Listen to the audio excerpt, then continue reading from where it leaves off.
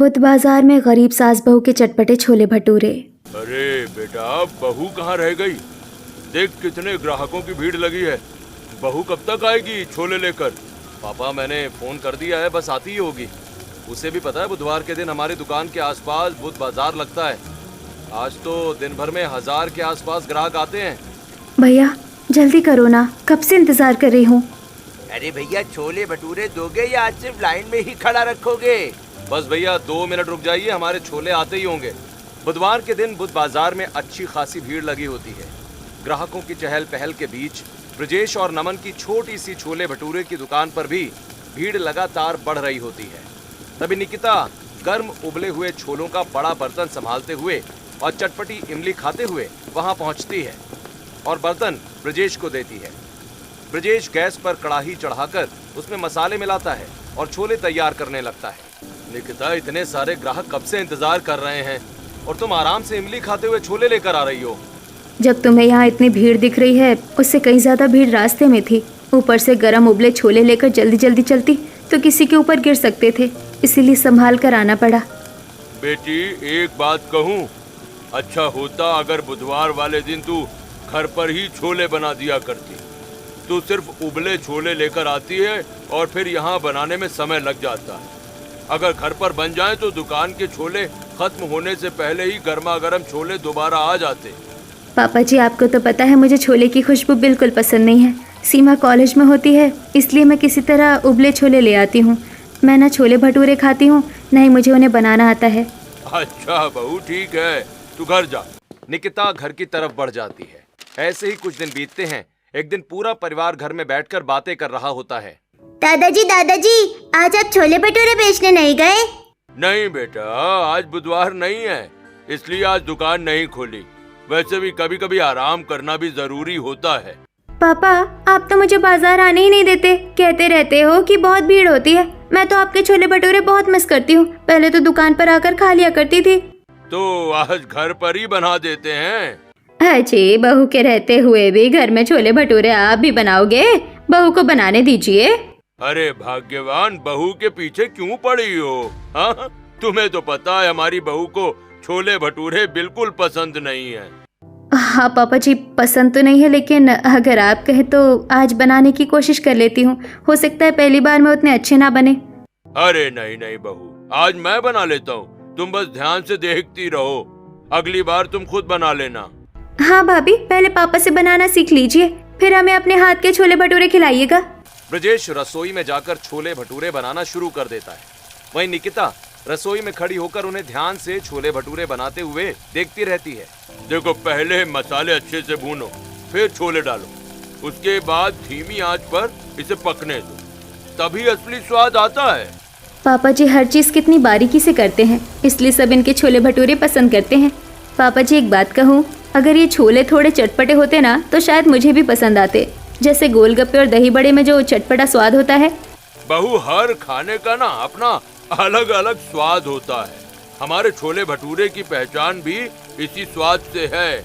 कुछ देर में छोले भटूरे तैयार हो जाते हैं।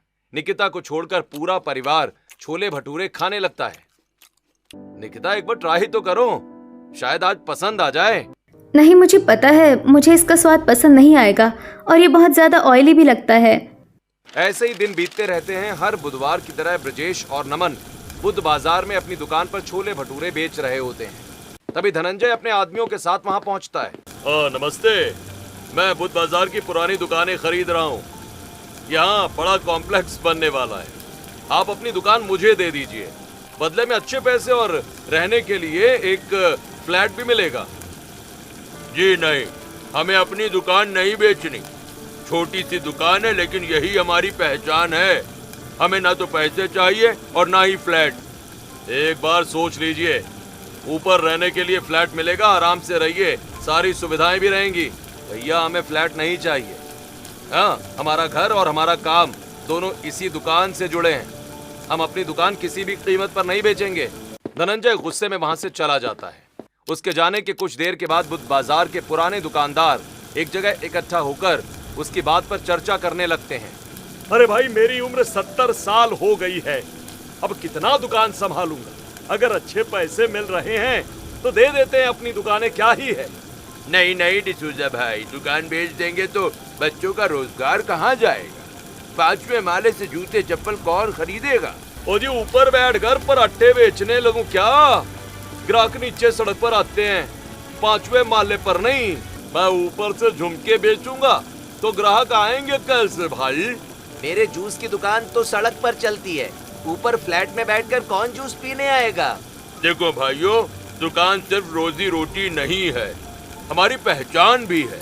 आज इसे छोड़ दिया तो कल बच्चों का रोजगार भी छिन जाएगा। देखिए, आज अगर हम सब झुक गए ना तो आने वाली पीढ़ियों के हाथ से रोजगार चला जाएगा। नमन बेटा ठीक कह रहा है, हम सब साथ रहेंगे तो कोई हमारी दुकान नहीं छीन सकता। ओ बिल्कुल जी, जो फैसला होगा सब मिलकर करेंगे, पर हमारी दुकानें नहीं बिकेंगी। बिल्कुल नहीं बिकेंगी। ठीक है, अगर सब साथ हैं तो मैं भी साथ हूँ। बाजार के कुछ सालों पुराने दुकान के दुकानदार धनंजय का प्रस्ताव ठुकरा देते हैं। वहीं बुध बाजार की कई दुकानें खरीदने के बाद धनंजय अपने आदमियों के साथ ऑफिस में बैठा होता है। बाजार की 25 दुकानें मेरे नाम हो चुकी हैं, बस 5 दुकानदार अभी बाकी हैं।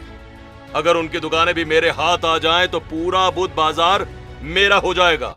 साहब, हमने लोगों के बीच पता किया, सबको हिम्मत वही वो ब्रजेश और नमन दे रहे हैं।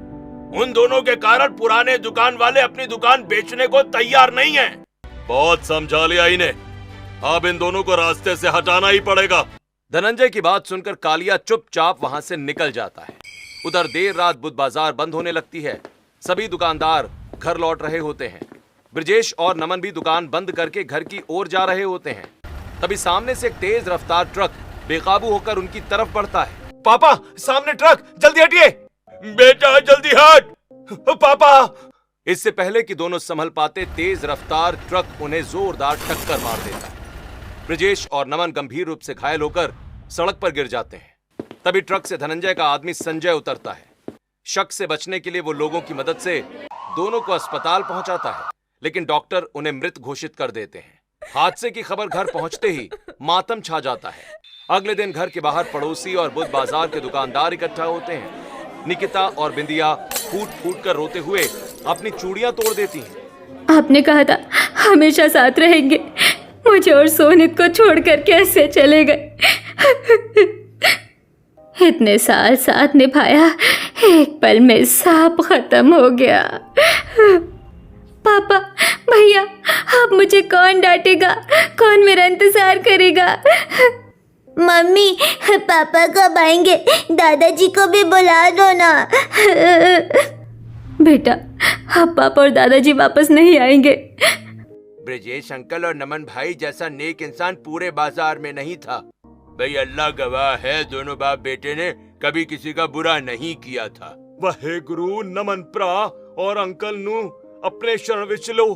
क्या ही बिगाड़ा था इन्होंने किसी का? बेचारे सास और बहू दोनों की दुनिया एक साथ उजड़ गई। पूरे परिवार और बुध बाजार के लोगों की मौजूदगी में अंतिम संस्कार होता है। 13 दिन शोक में बीत जाते हैं। 13वें दिन के बाद वकील विनीत घर पहुंचता है। देखिए, मुझे अफसोस है कि ऐसे समय में मुझे ये बात बतानी पड़ रही है, लेकिन कागजों के हिसाब से आपकी ये दुकान अब धनंजय के नाम हो चुकी है। क्या? ये कैसे हो सकता है? नहीं, ऐसा नहीं हो सकता। हमारे घर में किसी ने भी दुकान बेचने की बात कभी नहीं की।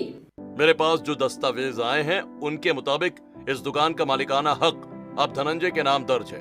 आसपास के कई दुकानदार भी अपनी दुकानें बेच चुके हैं, इसलिए मुझे इसमें कोई धोखाधड़ी नहीं लगती। हो सकता है कि आपके पतियों ने ये फैसला आखिरी वक्त में लिया हो और आपको बता ना पाए हो। विनीत अपनी बात पूरी करके दुकान की चाबियां लेकर चला जाता है। तभी कुछ देर के बाद बैंक कर्मचारी अमित वहां पहुंचता है। नमस्ते, मैं बैंक से आया हूँ। ये आपके लोन क्लोजर की एनओसी है। लेकिन हमने तो लोन बंद नहीं कराया। दुकान अब आपके परिवार के नाम पर नहीं रही, इसलिए बैंक ने नियमों के अनुसार बैंक अकाउंट में उपलब्ध राशि से बकाया लोन का सेटलमेंट कर दिया है। मतलब हमारे पास अब कुछ भी नहीं बचा। पहले पापा और भैया चले गए, अब दुकान भी चली गई और सारे पैसे भी। मम्मी, अब हम क्या करेंगे? अमित भी अपनी बात कहकर चला जाता है। परिवार गहरे सदमे में डूब जाता है। ऐसे ही कुछ दिन बीत जाते हैं। तभी एक दिन, भाभी बहुत भूख लगी है, कुछ बना दो ना। हाँ बहू, सब भूखे हैं। क्या बनाऊं? घर में सिर्फ छोले और थोड़ा मैदा पड़ा है। मम्मी छोले भटूरे बना दो ना, जैसे दादाजी और पापा बनाते थे। उनकी बहुत याद आ रही है। ठीक है बेटा, मैं कोशिश करती हूँ। पता नहीं तुम्हारे दादाजी और पापा जैसा बना पाऊंगी या नहीं। सीमा सोनित को लेकर बाहर टहलने जाती है। रसोई में बिंदिया और निकिता छोले भटूरे बनाने की तैयारी करने लगते हैं। बहू, पहले छोले उबालने रख दे, फिर अच्छे से मसाला भून, फिर उसमें उबले हुए छोले डाल देना, जब तक मैं आटा गूंद लेती हूँ।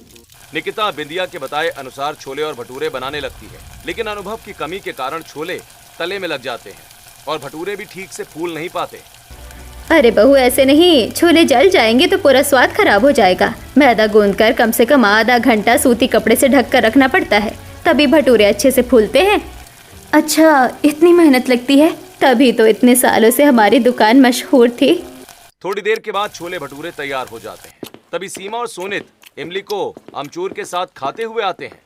निकिता सभी को छोले भटूरे परोसती है।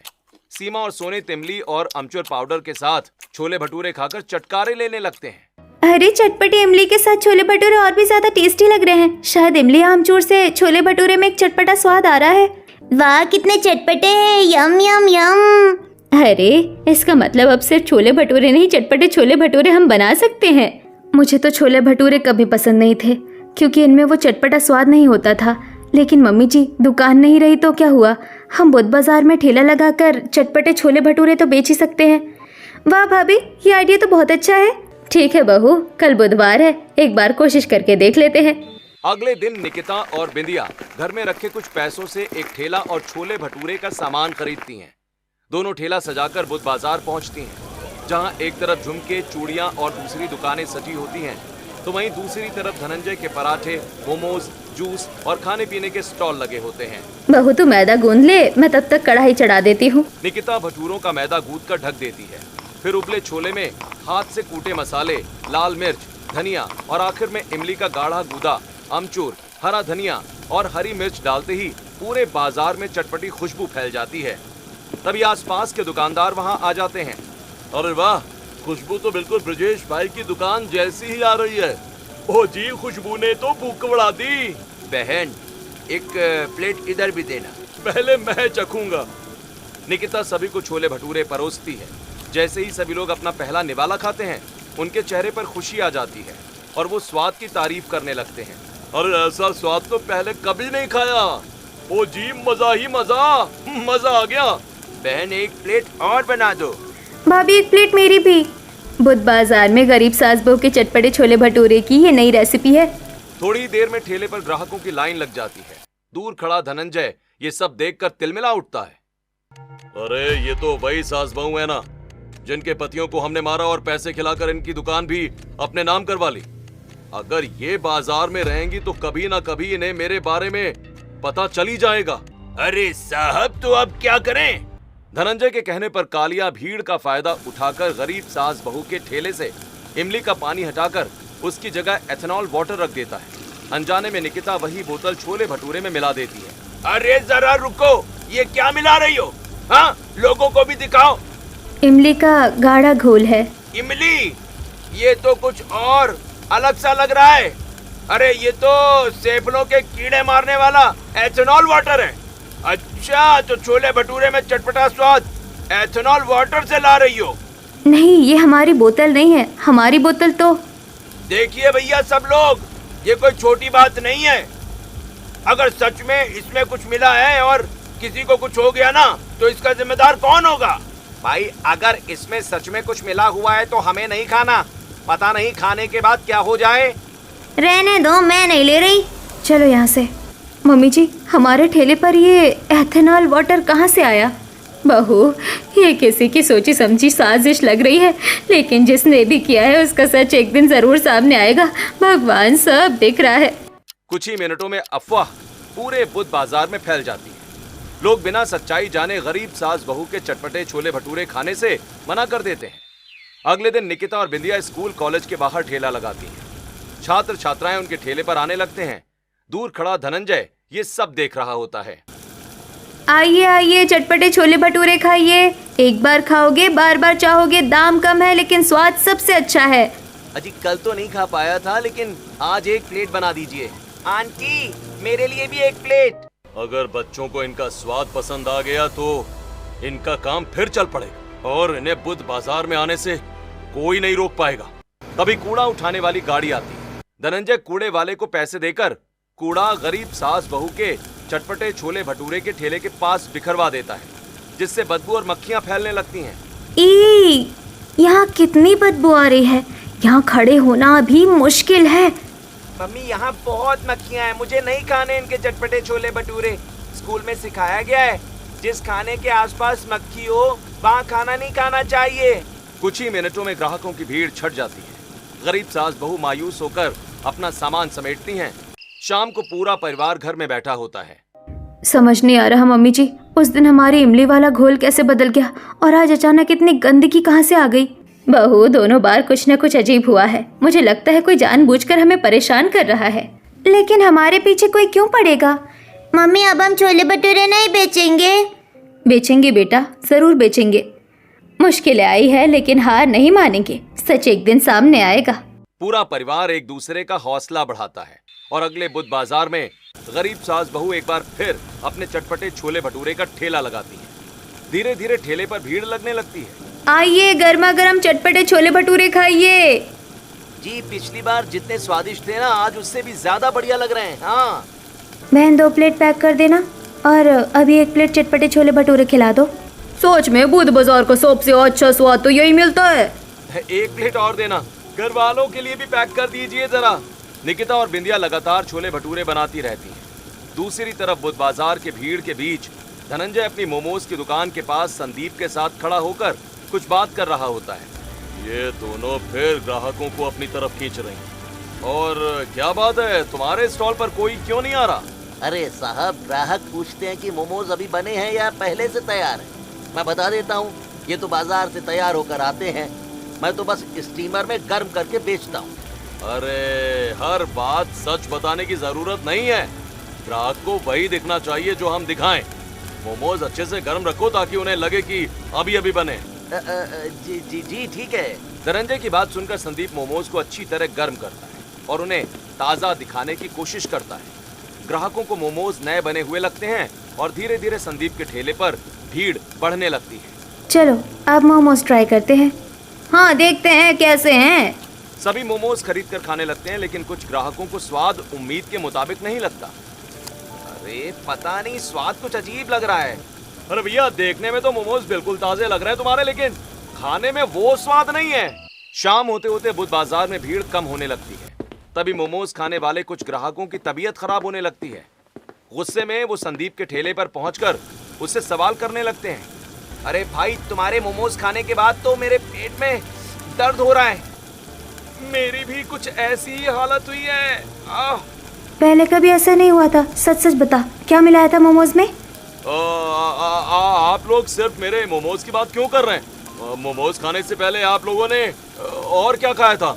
बुध बाजार में गरीब सास बहू के चटपटे छोले भटूरे खाए थे। अरे बस, फिर हो सकता है वजह वही हो, क्योंकि मेरे मोमोज तो भाप में पकते हैं और मैं बेस्ट चीजें इस्तेमाल करता हूँ। पेट दर्द से परेशान पूरी भीड़ सास बहू के चटपटे छोले भटूरे के ठेले पर आ जाती है और सवाल पूछने लगती है। हम तो रोज ताजे छोले बनाते हैं, देखिए ये आज के उबले छोले हैं और ये हमारा तेल भी साफ है। हम बासी सामान कभी इस्तेमाल नहीं करते। पर मैं तो कई बार इनके यहाँ से चटपटे छोले भटूरे खा चुका हूँ, मुझे तो कभी कोई शिकायत नहीं हुई। अरे भाई, पहले जरा इनके ठेले पर रखा सामान तो देख लो। जब तक पूरी सच्चाई सामने ना आए हम यहाँ से नहीं जाएंगे। भीड़ का फायदा उठाकर कल्लू चुपके से गरीब सास बहू के ठेले के पास जले हुए तेल की टीन रखकर निकल जाता है। तभी ग्राहकों की नजर उस टीन पर पड़ती है और वो शक करने लगते हैं। हे भगवान, ये तो रोज का जला हुआ तेल रखा हुआ है। इसका मतलब ये दोनों बचा हुआ तेल दोबारा इस्तेमाल करती हैं, तभी हमारे पेट में दर्द हुआ होगा। जले हुए तेल की टीन देखकर ग्राहकों का शक और बढ़ जाता है। वो निकिता और बिंदिया की बात सुने बिना ही वहाँ से चले जाते हैं। उस दिन उनके ठेले पर एक भी ग्राहक नहीं आता। मम्मी जी, हमने किसी का क्या बिगाड़ा है? कौन है वो जो बार बार हमारे चटपटे छोले भटूरे का व्यापार खराब करना चाहता है?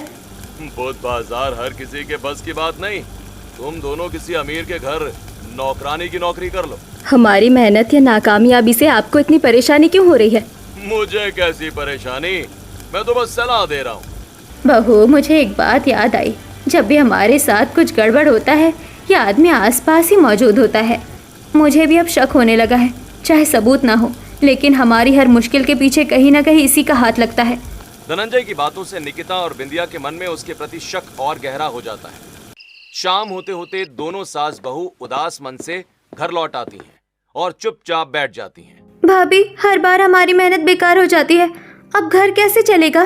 घर का राशन भी खत्म होने लगा है, समझ नहीं आ रहा अब क्या करें। मम्मी, हम फिर से छोले भटूरे नहीं बेचेंगे? बेचेंगे बेटा, लेकिन हर बार कोई ना कोई हमें रोक देता है। बहू, जितना हमें पता चला उस आदमी का नाम धनंजय है और बाजार में ज्यादातर दुकान उसी की है, तो क्यों ना बहू उसी के पास चलकर मदद मांग लेते हैं। अगले दिन दोनों सास बहू मदद की उम्मीद लेकर धनंजय के ऑफिस पहुंचती हैं। जैसे ही वो दरवाजे के पास पहुंचती हैं, अंदर से आती बातचीत की आवाज सुनकर वहीं रुक जाती हैं। आप देखना, वो दोनों गरीब सास बहू फिर कभी बुध बाजार में खड़ी नहीं हो पाएंगी। अरे साहब, आपने ऐसा खेल खेला है कि पूरा बाजार उन्हीं पर शक करने लगा है। पहले उन दोनों सास बहू के पति को मरवाया, पैसे खिलाकर दुकान अपने नाम करवाई, और अब इन दोनों को किसी के घर की नौकरानी भी बना दूंगा। तो हमारा शक सही था, हमारी हर मुश्किल के पीछे यही है। चलिए मम्मी जी, आज तो मैं इन दोनों का मुंह नोच लूंगी। नहीं बहू, बिना सबूत के हम कोई कदम नहीं उठाएंगे। वो बहुत चालाक है, हमें सोच समझ कर आगे बढ़ना होगा। सही कह रही है मम्मी जी, बिना सबूत के हम कुछ भी साबित नहीं कर पाएंगे। दोनों सास बहू चुपचाप वहां से लौट जाती हैं। अगले बुधवार फिर से बुध बाजार सजता है। दूर खड़ा धनंजय बिंदिया और निकिता को अपना चटपटे छोले भटूरे का ठेला लगाते हुए देख रहा होता है। आइए, गर्मा गर्म चटपटे छोले भटूरे खाइए। आइए बेटा, ताजे और स्वादिष्ट छोले भटूरे हैं। अरे ये आज फिर बाजार में आ गई। साहब, लगता है ये हार मानने वाली नहीं है। कालिया, अपने 2 आदमियों को भेजो और उनसे कहना आपस में झगड़ा और नुकसान इन 2 गरीब सास बहू का करें। कालिया अपने 2 आदमी रवि और मुकेश को गरीब सास बहू के चटपटे छोले के ठेले पर भेज देता है। 1 प्लेट छोले भटूरे देना जरा। पहले मुझे देना, मैं पहले आया हूँ। नहीं, पहले मैं लूंगा। पहले मैं। आप दोनों शांत रहिए, मैं दोनों की प्लेट एक साथ बना देती हूँ। नहीं, पहले मुझे चाहिए। दोनों आदमी धक्का मुक्की करने लगते हैं। हाथापाई में गरम कढ़ाई और आटे का डिब्बा नीचे गिर जाता है। निकिता समय रहते पीछे हट जाती है और बच जाती है। अरे ये क्या कर दिया आपने? बहू, मुझे पूरा यकीन है ये सब उसी की चाल है, घबराना मत। गुस्से में दोनों उसे हटाने की कोशिश करते हैं। तभी प्लेट पलट जाती है और लाल मिर्च समेत मसाले उनके चेहरे और आंखों में चले जाते हैं। अरे मेरी आँख!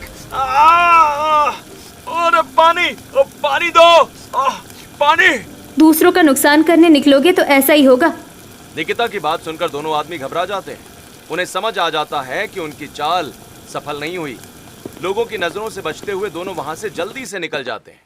देखा आप लोगों ने, ये लोग कैसे हमारा काम खराब करने आए थे। पिछले कुछ दिनों से हमारे दुकान पर जो भी गड़बड़ी मिली है वो सब गड़बड़ किसी ने जानबूझकर करवाई है। हाँ मम्मी जी, आज सबके सामने सच आ गया कि हमारे साथ जो कुछ भी हो रहा था वो गलती नहीं बल्कि किसी की साजिश थी।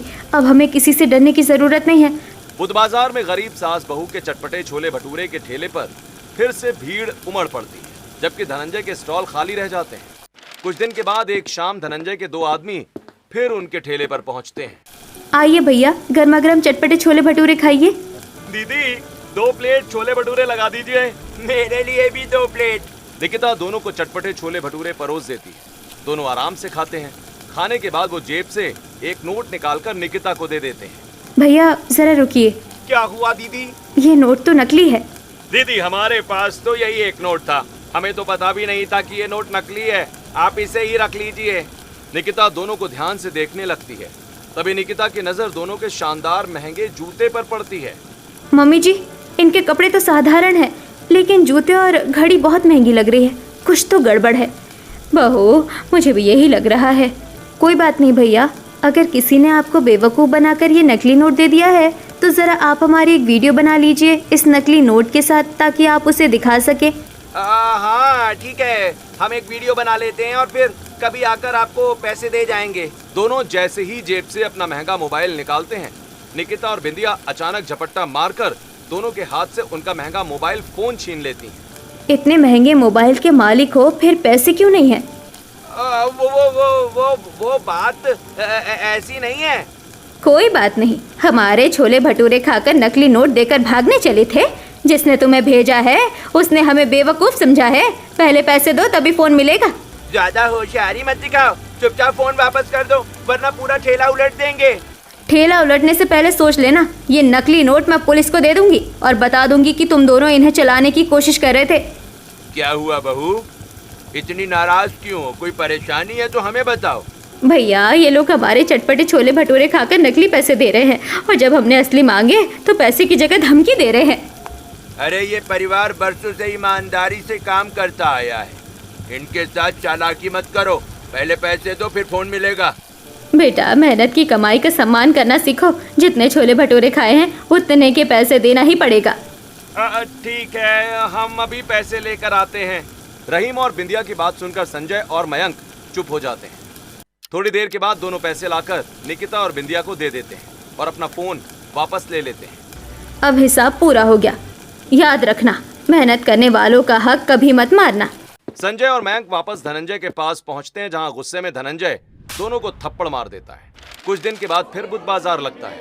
धनंजय की जूस की दुकान पर भीड़ लगी होती है। वो पैसे लेने दूसरी दुकान पर चला जाता है, तभी उसका कर्मचारी पहले अच्छे सेब काटता है, फिर चुपके से 2 सड़े हुए सेब मशीन में डाल देता है। मम्मी जी, उस धनंजय ने हमें बहुत परेशान कर दिया।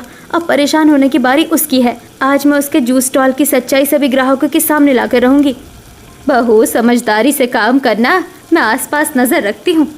निकिता धीरे से धनंजय के जूस स्टॉल के पीछे वाली खिड़की पर पहुंच जाती है और कर्मचारी फिर 2 अच्छे संतरे उठाता है और उनके साथ एक सड़ा हुआ संतरा भी मशीन में डाल देता है। बस अब बहुत हो गया। निकिता खिड़की से हाथ बढ़ाकर पीछे रखे सड़े फलों की टोकरी ग्राहकों के सामने गिरा देती है। सारे फलों से कीड़े और गंदी बदबू देख सभी ग्राहक नाक पकड़ लेते हैं। तभी निकिता सामने आती है। आप सब लोग जिस जूस को ताज़ा समझकर पी रहे हैं, जरा पहले ये फल देख लीजिए। अरे ये सारे फल तो सड़े हुए हैं। अभी तो मैंने अपनी आंखों से देखा, यही फल इसने मशीन में डाले हैं। छी, ऐसे जूस पिलाकर लोगों की सेहत खराब कर रहे हो। पहले अच्छे फल दिखाते हैं, फिर चोरी छिपे सड़े हुए फल मिला देते हैं। निकिता की बात सुनकर ग्राहक सड़े हुए फलों को देखकर गुस्सा करने लगते हैं। तभी धनंजय वहां वापस आ जाता है। क्या हो रहा है यहाँ पर? हाँ, वही हो रहा है जो होना चाहिए। दूसरों को बदनाम करने से पहले अपने कारोबार पर ध्यान देना चाहिए था। और सुनिए, ये सिर्फ कर्मचारी है, जो कुछ भी करता है धनंजय के कहने पर ही करता है। शर्म आनी चाहिए, लोगों के बच्चों को ऐसा जूस पिला रहे हो तुम। आज के बाद तुम्हारे स्टॉल से कोई जूस नहीं खरीदेगा। ऐसे लोगों की वजह से ही पूरे बुध बाजार की बदनामी होती है। ओ भाइयों, ऐसी जूस की दुकान हमारे बुध बाजार में होना ही नहीं चाहिए। ग्राहक गुस्से में धनंजय की दुकान का बोर्ड और बैनर उतारकर फेंक देते हैं। धनंजय और उनका कर्मचारी डरकर वहां से निकल जाते हैं। बहू, आज पहली बार उसकी चालाकी उसी पर भारी पड़ गई। मम्मी जी, एक कहावत है, जो दूसरों के लिए गड्ढा खोदता है एक दिन खुद उसी में गिरता है। अब देखिए आगे क्या होता है।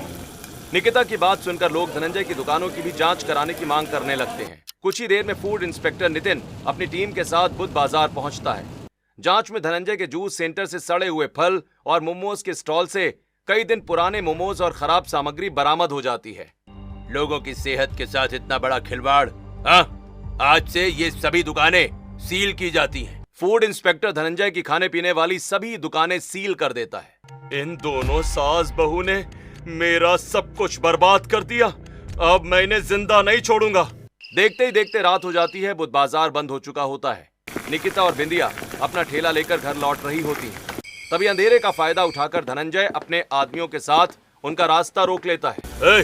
पहले तुम्हारे घर के मर्दों को रास्ते से हटाया, अब तुम दोनों की बारी है। मेरा धंधा खराब करके क्या लगा? हाँ, बच जाओगी। धनंजय के आदमी जैसे ही निकिता और बिंदिया की तरफ बढ़ते हैं, निकिता तुरंत ठेले पर रखा चटपटा मसाला उनकी ओर फेंक देती है। मसाला उनकी आंखों में चला जाता है और वो तड़प उठते हैं। अरे मेरी आँख! अरे कुछ दिखाई नहीं दे रहा। बिंदिया तुरंत पुलिस और सीमा को फोन कर देती है। कुछ ही देर में सीमा और सोनित पहुंच जाते हैं। सभी मिलकर धनंजय और उसके आदमियों को रस्सी से बांध देते हैं। तभी पुलिस भी पहुंच जाती है। निकिता मोबाइल की रिकॉर्डिंग दिखाती है, जिसमें धनंजय और कालिया दोनों पतियों की हत्या की साजिश कबूल करते हैं। धनंजय, तुम्हें हत्या की साजिश, धमकी और अन्य अपराधों के आरोप में गिरफ्तार किया जाता है। अगर तुम्हारे पास ये रिकॉर्डिंग थी तो तुमने अभी तक कुछ किया क्यों नहीं था?